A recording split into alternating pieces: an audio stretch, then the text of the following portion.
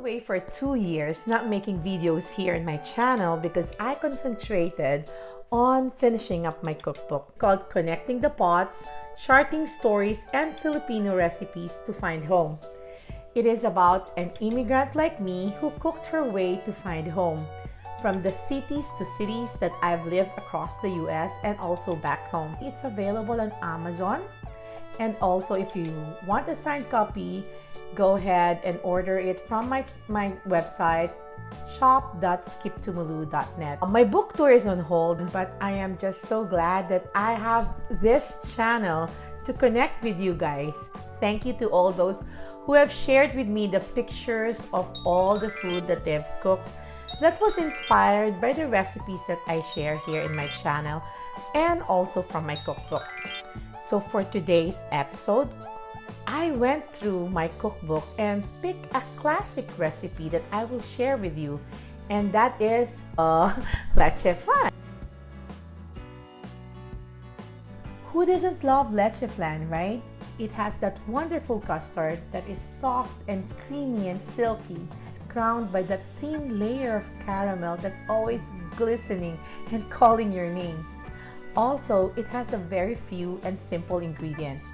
However, yep, I'm not threatening you, but I know that there's a long laundry list of things that could go wrong.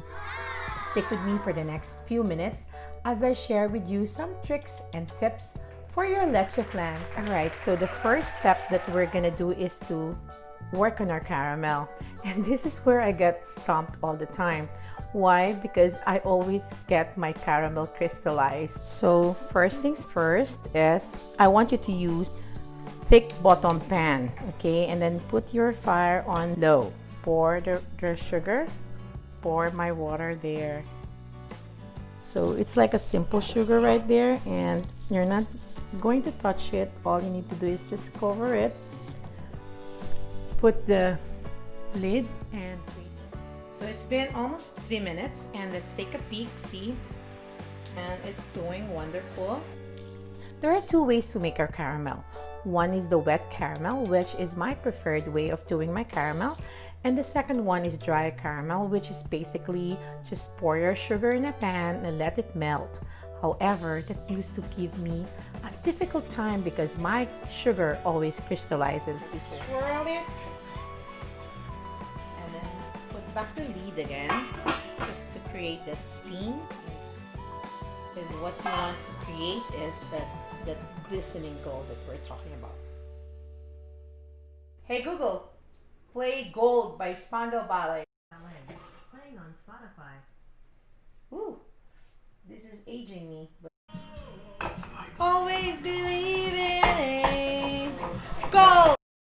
Now this is the perfect color that we want, and switch it off, and then we put it in our mold and use a cloth or a towel because it's kind of hot, and then you want to just swirl that.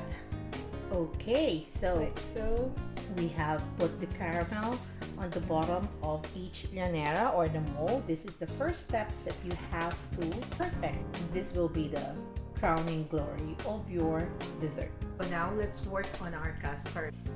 Okay, for our eggs, we need 8 eggs, right? The yolk. Then add in there the evaporated milk. And then the next one is condensed milk. Condensada. And then we break the eggs. And then just gently whisk them together. Make sure to break all the egg yolks like so. This is the fun and easy part of the flan. You could do this with eyes closed. And we add the vanilla. So, and stir it. We said we want it nice and silky, so we strain it.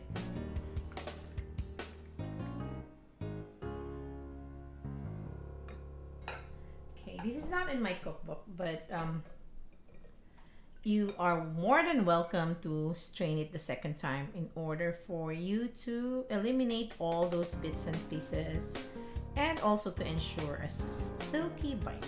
This is again another fun and easy part, which is just pouring the custard milk into your mold. Easy peasy. So next thing that we're gonna do is to put the zest on our lemon zest into the 3 pans. Or this will brighten up this creamy, delicious leche flan. Trust me, this is so good. All right, we said we want nice and silky texture. So if you see visible bubbles, pop it with a paper towel, like so. And also get those, because all we want is the silkiness of this luscious flan. And then we wrap it. Now, after we wrap it, we now finish it off. If this was a movie, I would give you 2 alternative endings. But okay, you could cook your leche flan 2 ways. One is using a bain-marie and then bake it in the oven at 325 degrees for 40 to 50 minutes. And the other one is using a steamer. You steam it for almost an hour too. I like both ways, but I usually use the bain-marie because it cooks it evenly. Once cooked, transfer it to a cooling rack, and when it reaches room temperature, put it in the fridge for about 4 hours. This way, the flan will set nicely, and it's better eaten cold. This has been sitting in my fridge for more than 4 hours. Flip it. Wow, beautiful.